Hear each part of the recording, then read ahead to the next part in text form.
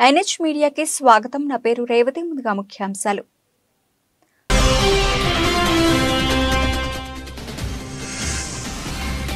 పన్ను హత్యకు అమెరికాలో కుట్ర, మౌనం వీడిన ప్రధాని మోదీ.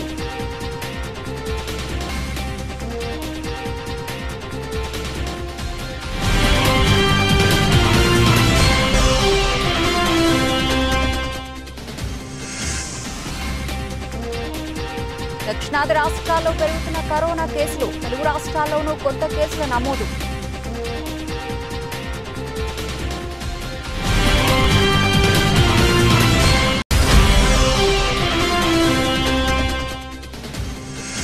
రాష్ట్రంలో విద్యుత్ రంగం పరిస్థితి ఆందోళనకరంగా ఉందన్న తెలంగాణ డిప్యూటీ సీఎం. శ్వేతపత్రం విడుదల చేసిన భట్టి విక్రమార్క.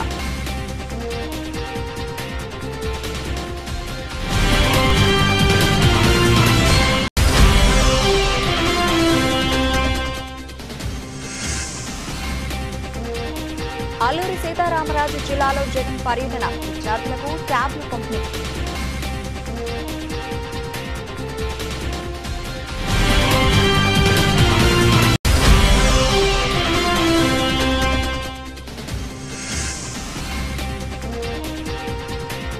సింగరేణి ఎన్నికలకు హైకోర్టు గ్రీన్ సిగ్నల్, ప్రభుత్వ పిటిషన్ను రిజెక్ట్ చేసిన ధర్మాసనం.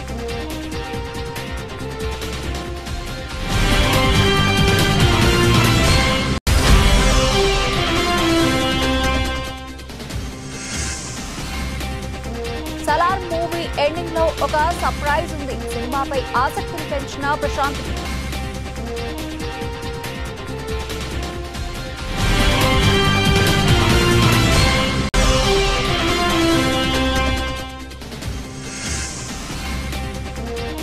టాప్ ప్లేస్ కోల్పోయిన శుభ్మన్ గిల్, వరుస ర్యాంకుల్లో కోహ్లీ, రోహిత్.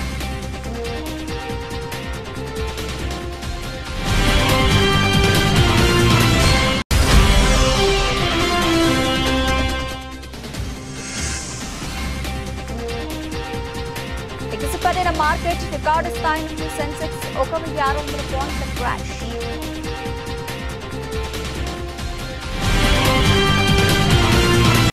రైట్గా డీటెయిల్స్ చూస్తే, అమెరికాలో ఉన్న ఖలిస్తానీ ఉగ్రవాది గుర్పర్వంత్ సింగ్ పన్నును హత్య చేసేందుకు భారతీయుడు కుట్ర పన్నినట్లు ఆరోపణలు ఉన్న విషయం తెలిసిందే. ఈ అంశాన్ని పరిశీలించినట్లు ప్రధాని మోదీ తెలిపారు. కొన్ని ఘటనలు అమెరికా భారత్ మధ్య బంధాన్ని బలహీనపరచలేవన్నారు. పన్నును హత్య చేసేందుకు నిఖిల్ గుప్తాను కిరాయి తీసుకున్నట్లు అమెరికా ప్రాసిక్యూటర్లు ప్రకటించిన తర్వాత తొలిసారి ప్రధాని మోదీ ఆ అంశంపై పదవి విప్పారు. ఎవరైనా ఏదైనా సమాచారాన్ని అందజేస్తే దాన్ని పరిశీలిస్తామని ప్రధాని మోదీ అన్నారు. తమ దేశానికి చెందిన పౌరులు మంచి చేసినా చెడు చేసినా ఆ అంశాన్ని పరిశీలించేందుకు తాము రెడీగా ఉన్నామని, చట్టానికి తాము కట్టుబడి ఉన్నట్లు ప్రధాని మోదీ వెల్లడించారు.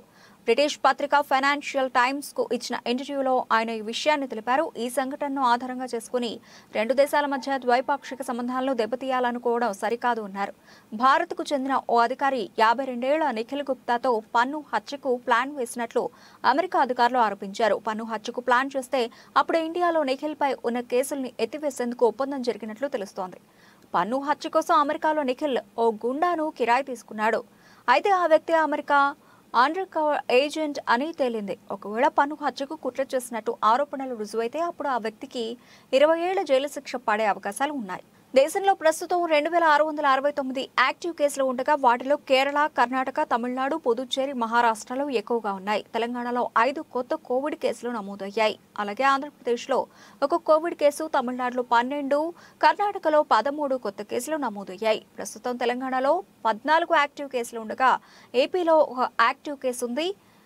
JN.1 కొత్త వేరియంట్ నేపథ్యంలో కేంద్రం రాష్ట్రాలను అప్రమత్తం చేసింది. కేసులు నమోదవుతున్న రాష్ట్రాలతో పాటు కేసులు లేని రాష్ట్రాలు కూడా అప్రమత్తంగా ఉండాలని సూచించింది. ఇక కేరళ విషయానికి వస్తే, దేశంలో కేరళ రాష్ట్రంలోనే మహమ్మారి ప్రతాపం కనిపిస్తోంది.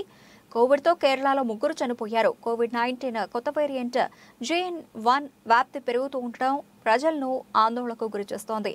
పలు రాష్ట్రాల్లో రోజురోజుకు కేసుల సంఖ్య పెరుగుతోంది. దీంతో JN.1 వేరియంట్ పై కేంద్ర ప్రభుత్వం అప్రమత్తమైంది. ఇప్పటికే పలు రాష్ట్రాలను అప్రమత్తం చేసింది. అయితే ఈ కోవిడ్-19 కొత్త వేరియంట్ కు సంబంధించి 3 రాష్ట్రాల్లో 21 కేసులు గుర్తించినట్లు బుధవారం కేంద్రం తెలిపింది. అత్యధికంగా గోవాలో 19 కేసులు నమోదు కాగా కేరళ, మహారాష్ట్రలో ఒక్కొక్కటి చొప్పున ఈ కేసులు నమోదైనట్లు వైద్య ఆరోగ్య శాఖ అధికారులు తెలిపారు. కొత్త వేరియంట్ కేసులు పెరగకుండా పరీక్ష కేంద్రాలు పెంచాలని, నిఘా వ్యవస్థలను బలోపేతం చేయాలని రాష్ట్రాలకు కేంద్రం ఇప్పటికే సూచించింది. అసెంబ్లీలో డిప్యూటీ సీఎం భట్టి విక్రమార్క తెలంగాణ రాష్ట్ర విద్యుత్ రంగంపై శ్వేతపత్రం విడుదల చేశారు. నిన్న ఆర్థిక పరిస్థితిపై దద్దరిల్లిన సభ ఈరోజు విద్యుత్ రంగంపై చర్చ చేపట్టింది. దీంట్లో భాగంగా డిప్యూటీ సీఎం భట్టి విక్రమార్క రాష్ట్ర విద్యుత్ రంగంపై శ్వేతపత్రం ప్రవేశపెట్టారు. ఈ సందర్భంగా ఆయన మాట్లాడుతూ రాష్ట్ర ఆర్థిక పురోగతిలోనూ రాష్ట్ర అభివృద్ధిలో విద్యుత్ రంగం కీలక పాత్ర పోషిస్తుందని అన్నారు. పరిశ్రమల అభివృద్ధికి, వ్యవసాయ రంగ పురోగతికి, సేవా రంగం అభివృద్ధికి నమ్మకమైన విద్యుత్ సరఫరాయే వెన్నెముక అని అన్నారు.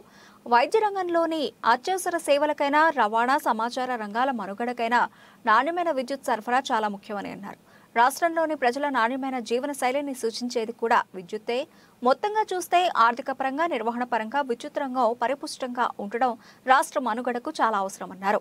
తెలంగాణ రాష్ట్రం ఏర్పడే నాటికి టీఎస్ జెన్కోలో స్థాపిత విద్యుత్ ఉత్పత్తి సామర్థ్యం 4365.26 మెగావాట్లు. రాష్ట్రం ఏర్పాటు కంటే చాలా ముందుగానే తెలంగాణలో 2960 మెగావాట్ల విద్యుత్ ఉత్పత్తి కేంద్రాలకు అవసరమైన ప్రణాళికలు, పనులు అప్పటి తమ ప్రభుత్వం ప్రారంభించిందని తెలిపారు. తెలంగాణ రాష్ట్రం ఏర్పడిన తర్వాత ఉత్పత్తి ప్రారంభించిన ఈ కొత్త విద్యుత్ ఉత్పత్తి కేంద్రాలే తరువాతి కాలంలో తెలంగాణలో నాణ్యమైన విద్యుత్ను అందించడంలో కీలక పాత్ర పోషించాయన్నారు. ముఖ్యంగా రాష్ట్ర పునర్వ్యవస్థీకరణ చట్టం రూపకల్పన సమయంలోనే తెలంగాణ విద్యుత్ అవసరాలను దృష్టిలో పెట్టుకుని ఇక్కడి స్థాపిత విద్యుత్ ఉత్పత్తి సామర్థ్యానికి అదనంగా 1800 మెగావాట్ల విద్యుత్ వచ్చే విధంగా కూడా అప్పటి తమ ప్రభుత్వం ప్రత్యేక నిబంధనలు చట్టంలో రూపొందించడం జరిగిందని తెలిపారు. ఒక దశాబ్ద కాలం పాలన చేసినటువంటి గత ప్రభుత్వం తెచ్చుకున్నటువంటి ఈ తెలంగాణ రాష్ట్ర వనరుల్ని, ఆర్థిక వనరుల్ని, సహజ వనరుల్ని, మానవ వనరుల్ని అన్నింటినీ కూడా అనుకున్న లక్ష్యాల దిశలో నడిపించకపోవడం కన్న కలలన్నీ కూడా కళ్ళలుగానే మిగిలిపోయాయి. ఈరోజు ఆర్థిక పరిస్థితిని ఒకసారి చూస్తే చివరికి రోజువారీ ఖర్చులకు కూడా వేస్ అండ్ మీన్స్ ద్వారానో, ఓడి ద్వారానో డబ్బులు తెచ్చుకొని పాలన చేసుకోవాల్సినటువంటి దుస్థితిలో ఈరోజు ఈ రాష్ట్ర పరిస్థితి ఉంది. ఇటువంటి దుస్థితి రావటం నిజంగా తెలంగాణ ప్రజల యొక్క ఆవేదనని, బాధని దురదృష్టంగా నేను భావిస్తా ఉన్నాను. అందుకే ఈ దశాబ్ద కాలంలో జరిగినటువంటి ఆర్థిక అరాచకత్వాన్ని, జరిగినటువంటి తప్పిదాల్ని రాష్ట్ర ప్రజలందరికీ తెలియపరచవలసినటువంటి బాధ్యత, అవసరం. ఈ తెలంగాణ ప్రజల కలలు, ఆశలు, కోరికలు తీర్చాలన్నటువంటి ఆలోచనతో, లక్ష్యంతో తెలంగాణ ఇచ్చినటువంటి కాంగ్రెస్ పార్టీగా మా అందరి ముందు ఉన్నటువంటి బాధ్యతగా మేము భావిస్తా ఉన్నాం. ఏపీ సీఎం జగన్మోహన్ రెడ్డి ఇవాళ అల్లూరి సీతారామరాజు జిల్లా చింతపల్లిలో పర్యటించనున్నారు. ఈ సందర్భంగా బైజూస్ ప్రీలోడెడ్ కంటెంట్తో కూడిన ట్యాబ్లను ఉచితంగా పంపిణీని జగన్ లాంఛనంగా ప్రారంభించారు. సీఎం జగన్ ఉదయం 10:30 హెలికాప్టర్లో చౌడుపల్లిలోని హెలిప్యాడ్కు చేరుకుంటారు. అక్కడి నుంచి రోడ్డు మార్గంలో చింతపల్లి వెళతారు. ముందుగా అదే ప్రాంతంలోని గిరిజన సంక్షేమ బాలుర ఆశ్రమ పాఠశాలను సందర్శిస్తారు. విద్యార్థులతో ముచ్చటిస్తారు. అనంతరం 8వ తరగతి విద్యార్థులకు ట్యాబ్లు పంపిణీ చేస్తారు. అక్కడి నుంచి డిగ్రీ కళాశాల మైదానంలోని సభకు సీఎం వెళతారు. సభ ముగిసిన అనంతరం తిరిగి చౌడుపల్లి హెలిప్యాడ్కు చేరుకుంటారు. అక్కడ కొద్దిసేపు వైసీపీ నేతలతో మాట్లాడతారు. అనంతరం హెలికాప్టర్లో విశాఖ బయలుదేరి వెళతారు. రాష్ట్ర వ్యాప్తంగా ప్రభుత్వ పాఠశాలలో, ఎయిడెడ్ పాఠశాలలో 8వ తరగతి చదువుతున్న 4,34,185 మంది విద్యార్థులకు 620 కోట్ల రూపాయల వ్యయంతో బైజూస్ ప్రీలోడెడ్ కంటెంట్తో కూడిన ట్యాబ్లు ఏపీ ప్రభుత్వం ఉచితంగా పంపిణీ చేయనుంది. వీటి పంపిణీ కార్యక్రమాన్ని గురువారం చింతపల్లిలో సీఎం జగన్మోహన్ రెడ్డి లాంఛనంగా ప్రారంభిస్తారు. దీంతో రాష్ట్ర వ్యాప్తంగా 33,000 మంది విద్యార్థులకు లబ్ధి చేకూరనుంది. దాదాపు 17,500 రూపాయలకు పైగా మార్కెట్ విలువ గల ట్యాబ్, దాదాపు 15,500 రూపాయలు విలువ గల బైజూస్ కంటెంట్తో కలిపి ప్రతి 8వ తరగతి విద్యార్థికి అందించనున్నారు. ప్రస్తుతం అందిస్తున్న 4,34,185 ట్యాబ్లతో కలిపి ఇప్పటి వరకు 8వ తరగతి చదువుతున్న విద్యార్థులకు బోధిస్తున్న ఉపాధ్యాయులకు 1,305.74 కోట్ల రూపాయల వ్యయంతో 9,52,925 ట్యాబ్లు అందజేయనున్నట్లవుతుంది. మనసులో పెట్టుకొని ఆ పిల్లలను ఇంకా గొప్పగా చూసుకునే దానికోసం, గొప్పగా భావి ప్రపంచంలో మన పిల్లలు నిలబడాలి అని చెప్పి ఆరాటంతో పిల్లల కోసం తీసుకొస్తా ఉన్న మరో గొప్ప మార్పు రాబోయే రోజుల్లో ఐబీ సిలబస్. గవర్నమెంట్ స్కూళ్ళలో చదువుతా ఉన్న మన పిల్లలు నేరుగా విదేశీ విద్యా సంస్థల్లో సైతం ప్రవేశం పొందడంతో పాటు ప్రపంచంలో ఎక్కడైనా కూడా సులభంగా వారికి ఉద్యోగ అవకాశాలు కూడా వచ్చేలా సాధించేలా పిల్లల కోసం ఐబీ సిలబస్ ఎంతో తోడ్పడుతుంది. దీనికోసం ఇవాళ రాష్ట్ర ప్రభుత్వం ఐబీతోనూ స్టేట్ గవర్నమెంట్ ఈ రెండు కలిసి కూడా ఈరోజు పనిచేస్తా ఉన్నాయని కూడా చెప్పడానికి సంతోషపడతా ఉన్నా. రాబోయే రోజుల్లో ఇద్దరు IB syllabus, IB and state government రెండు కలిసి కూడా పనిచేస్తూ కరికులంలో మార్పులు తీసుకొస్తూ ఐబీ సర్టిఫికేషన్ తీసుకొచ్చే దిశగా అడుగులు వేగంగా పడతా ఉన్నాయని కూడా తెలియజేస్తా ఉన్నా. ఈరోజు మన గవర్నమెంట్ బడిలో పిల్లల ట్యాబుల మీద కానివ్వండి ఆలోచన చేయమని అడుగుతా ఉన్నా. ఈరోజు మన బడులన్నీ ఎలా ఉన్నాయి, గతంలో మన బడులన్నీ ఎలా ఉన్నాయి, ఈ 55 నెలల మీ బిడ్డ పరిపాలనలో మీ బిడ్డ అధికారంలోకి వచ్చిన తర్వాత మన బడులు ఎలా ఉన్నాయి అనేది ఒక్కసారి ఆలోచన చేయమని కోరుతా ఉన్నా. ఈరోజు మన గవర్నమెంట్ బడిలో పిల్లలకి ఇచ్చే ట్యాబులు కానివ్వండి, నాడు నేడుతో వారి బడుల బాగు మీద పెట్టే మనసు కానివ్వండి, పిల్లలకిచ్చే సింగరేణి ఎన్నికలకు తెలంగాణ హైకోర్టు గ్రీన్ సిగ్నల్ ఇచ్చింది. రాష్ట్ర ప్రభుత్వం దాఖలు చేసిన పిటిషన్ రిజెక్ట్ చేసింది. డిసెంబర్ 27న యథావిధిగా సింగరేణి ఎన్నికలు జరగనున్నాయి. సింగరేణి ఎన్నికలను వాయిదా వేయాలని ప్రభుత్వం కోరింది. కొత్త ప్రభుత్వం ఏర్పాటైన కారణంగా ఎన్నికలను డిసెంబర్ 27కు బదులు వచ్చే ఏడాది మార్చిలో నిర్వహించాలని ప్రభుత్వం కోరింది. ఇప్పటికే ఎన్నికలకు అన్ని ఏర్పాట్లు పూర్తి చేశామని డిప్యూటీ సోలిసిటర్ జనరల్ అన్నారు. గత ప్రభుత్వ హయాంలో పలుమార్లు వాయిదా కోరారు. ఇక మళ్లీ ఎన్నికలకు వాయిదా వేయలేమని హైకోర్టు తేల్చి చెప్పింది. అసెంబ్లీ ఎన్నికల ఫలితాలతో సంబంధం లేకుండా సింగరేణి ఎన్నికలు నిర్వహిస్తామని గతంలో అండర్టేకింగ్ ఇచ్చారు కదా అని హైకోర్టు తెలిపింది. సింగరేణి ఎన్నికలు డిసెంబర్ 27నే నిర్వహించాలని హైకోర్టు ఆదేశించింది. ఈ మేరకు రాష్ట్ర ప్రభుత్వం వేసిన ఐఏ పిటిషన్ను హైకోర్టు కొట్టివేసింది. ఆశాను తమకు అనుకూలంగా మార్చుకుని మోసాలకు పాల్పడుతున్న ముఠా ఎట్టకేలకు పోలీసులకు చిక్కింది. గుప్త నిధుల పేరుతో వ్యాపారిని బురిడి కొట్టించిన ముఠాను కొత్తగూడెం పోలీసులు అరెస్ట్ చేశారు. 50 లక్షల రూపాయలను రికవరీ చేశారు. 6గురిని అరెస్ట్ కాగా మరో 5గురు పరారీలో ఉన్నారు. కొత్తగూడెం డీఎస్పీ రహమాన్ మీడియాకు వివరాలు వెల్లడించారు. సూర్యాపేటకు చెందిన మేకల వ్యాపారులు బుచ్చయ్య, కిరణ్, లింగయ్యలు మేకలు కొనుగోలు చేస్తూ సంతల్లో విక్రయం చేస్తూ వ్యాపారం సాగిస్తున్నారు. తిరువూరుకు చెందిన మానికల కృష్ణ గ్యాంగ్ ఆ ముగ్గురిని సంప్రదించి మేకల గుంపు విక్రయం పేరుతో భద్రాద్రి కొత్తగూడెం జిల్లా పాల్వంచుకు రప్పించి 50 లక్షలకు 2 కోట్ల గుప్త నిధుల పేరుతో మభ్యపెట్టడంతో మేకల వ్యాపారులు మాయలో చిక్కారు. చివరికి 40 లక్షల రూపాయలు తీసుకున్న ముఠా నకిలీ 2 కోట్ల బ్యాగును అప్పగించి ఉడాయించడంతో తేరుకున్న వ్యాపారులు మోసపోయినట్లు గ్రహించి కొత్తగూడెం పోలీసులను ఆశ్రయించారు. విచారణ చేపట్టిన లక్ష్మీదేవిపల్లి పోలీసులు అనిసటిపల్లి వద్ద 6గురు నిందితులను అరెస్ట్ చేశారు. నిందితుల వద్ద 30.46 లక్షల రూపాయలు రికవరీ చేసి కారును సీజ్ చేశారు. ఇలాంటి గుప్త నిధుల మాటలను నమ్మి మోసపోతుందని కొత్తగూడెం డీఎస్పీ రహమాన్ పేర్కొన్నారు. వీళ్ళకి ఇది ఇస్తారు, వీళ్ళు బయటకు వచ్చేసరికి దాంట్లో మొత్తం ఈ తెల్ల కాగితాలు బండిస్తే ఉంటాయి. ఇలా మోదీ అని చెప్పేసి ఇవన్నీ తీసుకొని పోలీస్ స్టేషన్కి వచ్చి కేసు ఇస్తారు. దీని మీద మన లక్ష్మీదేపల్లి సంతోష్ మరియు రాజమండ్రి ప్రభుత్వం, రాజమండ్రి తర్వాత వెంకటేశ్వర దశయ్య గారు, సిఐ గారు స్పెషల్ టీం ఫామ్ చేసుకుని వీళ్ళకి సెర్చ్ చేయడం స్టార్ట్ చేశారు.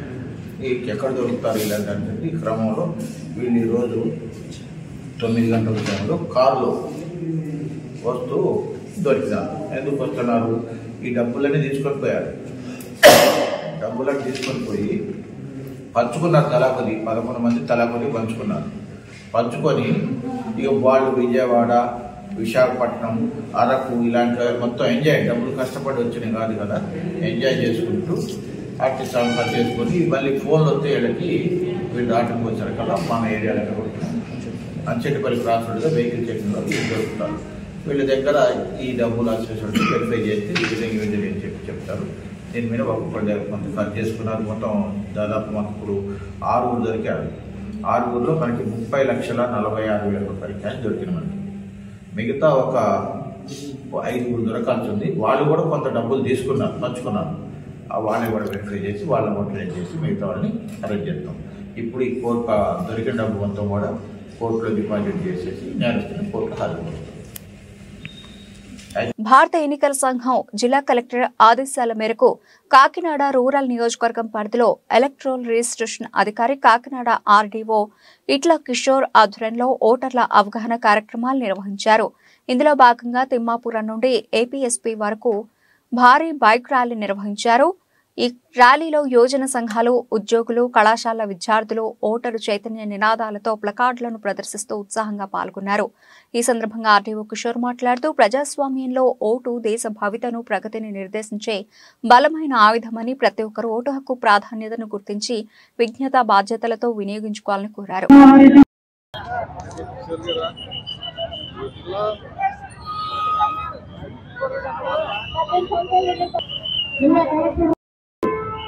జరుగుతుంది.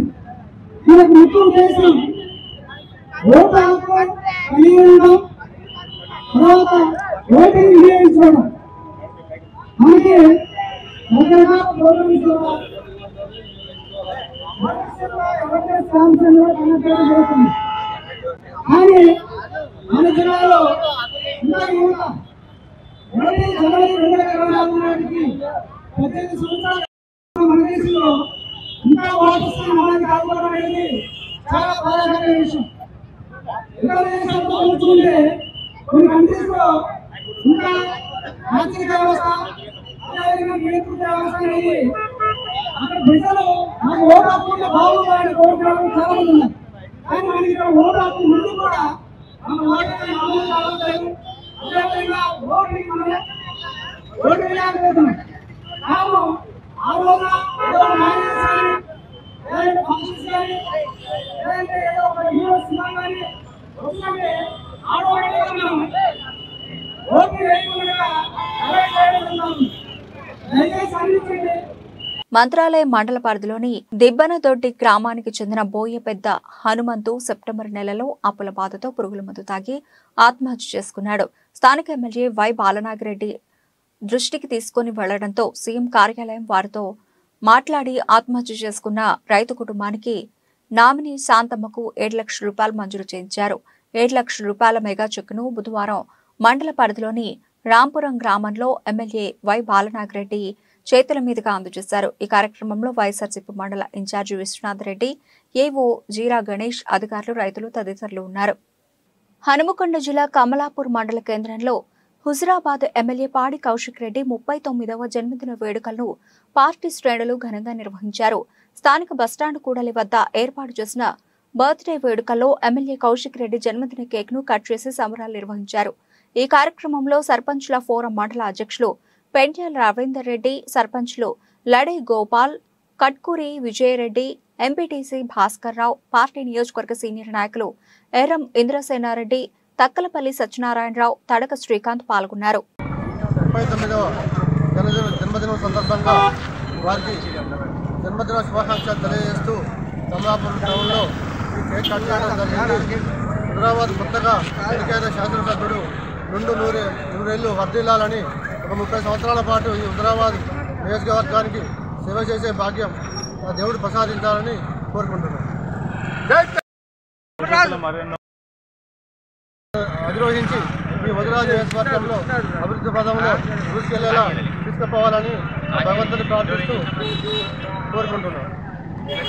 ప్రతి ఒక్క విద్యార్థి ప్రభుత్వం అందిస్తున్న బైజూస్ ట్యాబ్లను సద్వినియోగం చేసుకోవాలని చిత్తూరు ఎమ్మెల్యే ఆర్ఎన్ శ్రీనివాసులు తెలిపారు. గురువారం మధ్యాహ్నం గిరింపేట నగర పాలకోన్నత పాఠశాల విద్యార్థులకు సీఎం జగన్ జన్మదినాన్ని పురస్కరించుకుని బైజూస్ ట్యాబ్లను పంపిణీ చేశారు. ఈ సందర్భంగా ఆయన మాట్లాడుతూ గత ఏడాది జిల్లాలో 18,130 పిల్లలకు 3,357 మంది ఉపాధ్యాయులకు మొత్తం 21,487 మందికి బైజూస్ ట్యాబ్లను పంపిణీ చేయడం జరిగిందన్నారు. ఏడాది మొత్తం 448 పాఠశాలల్లోని 17,355 మంది విద్యార్థులకు 57 కోట్ల రూపాయలు విలువ చేసే ట్యాబ్లను పంపిణీ చేస్తున్నామన్నారు.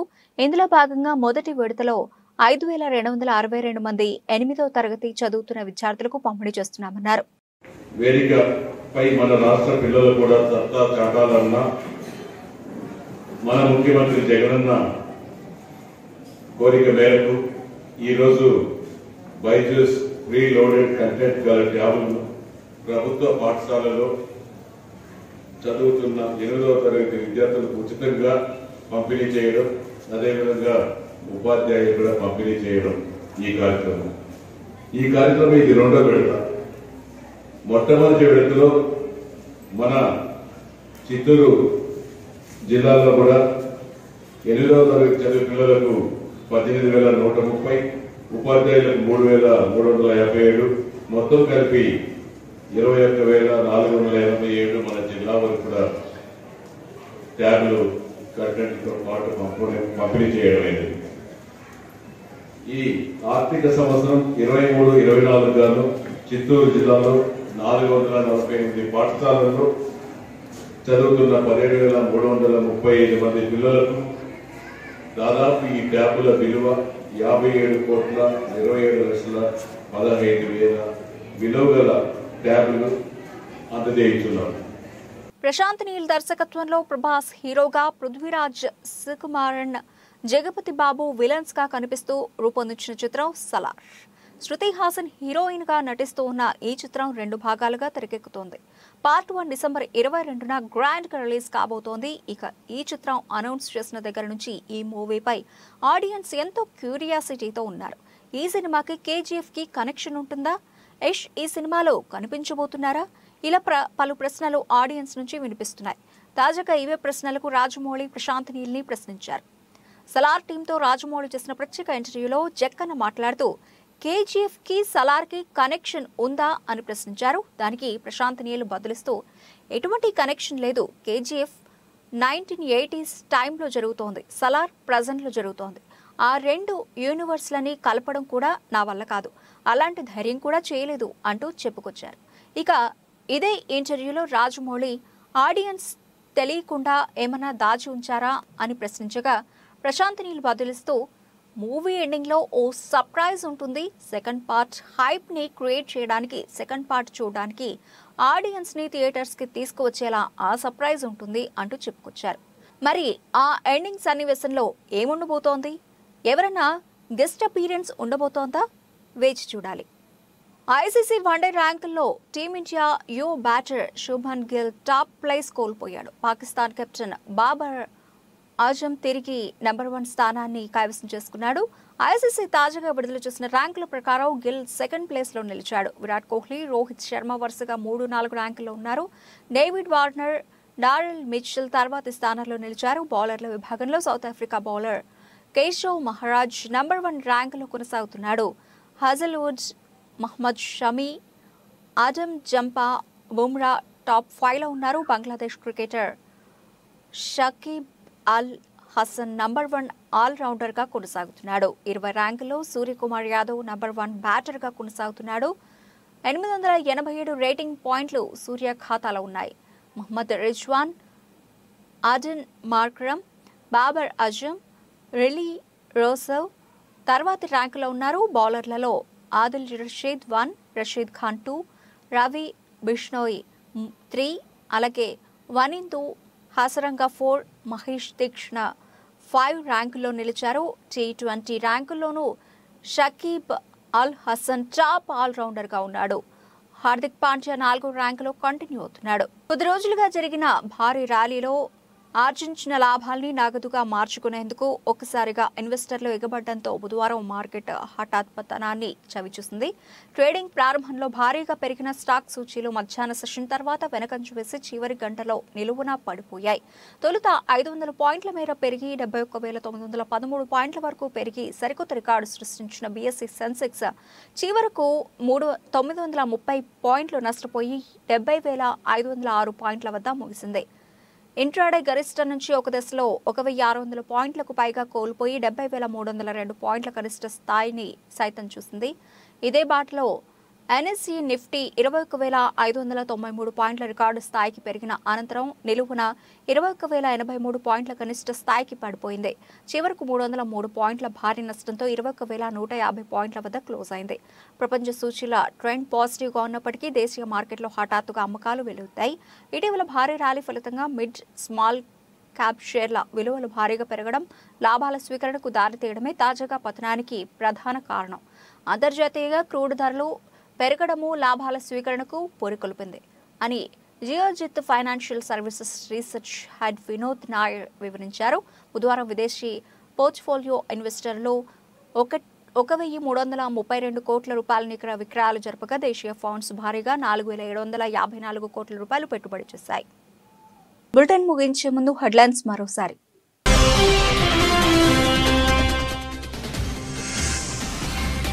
పన్ను హత్యకు అమెరికాలో కుట్ర, మౌనం వీడిన ప్రధాని మోదీ.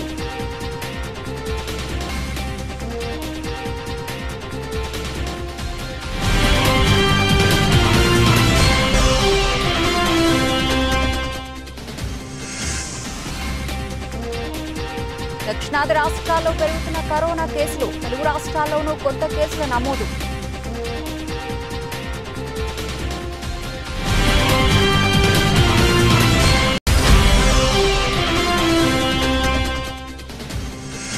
రాష్ట్రంలో విద్యుత్ రంగం పరిస్థితి ఆందోళనకరంగా ఉందన్న తెలంగాణ డిప్యూటీ సీఎం. శ్వేతపత్రం విడుదల చేసిన భట్టి విక్రమార్క.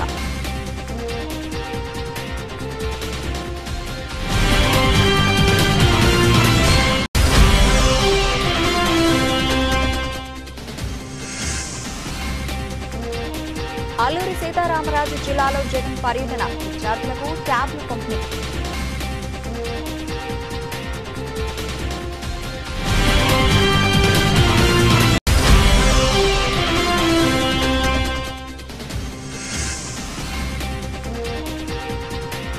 సింగరేణి ఎన్నికలకు హైకోర్టు గ్రీన్ సిగ్నల్, ప్రభుత్వ పిటిషన్ను రిజెక్ట్ చేసిన ధర్మాసనం.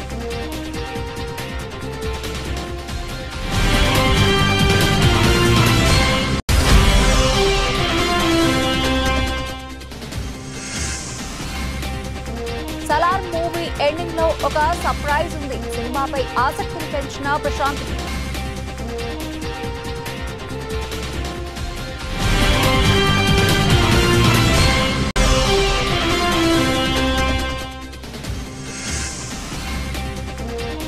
టాప్ ప్లేస్ కోల్పోయిన శుభ్మన్ గిల్, వరుస ర్యాంకులో కోహ్లీ, రోహిత్.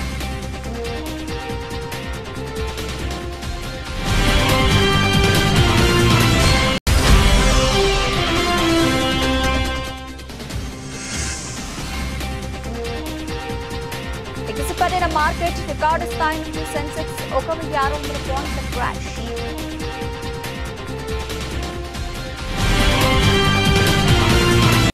ఇవి ఇప్పటివరకు నబల్చిన అప్డేట్స్. మరిన్ని అప్డేట్స్ తో మళ్ళీ కలుద్దాం. అంతవరకు సెలవు. నమస్తే.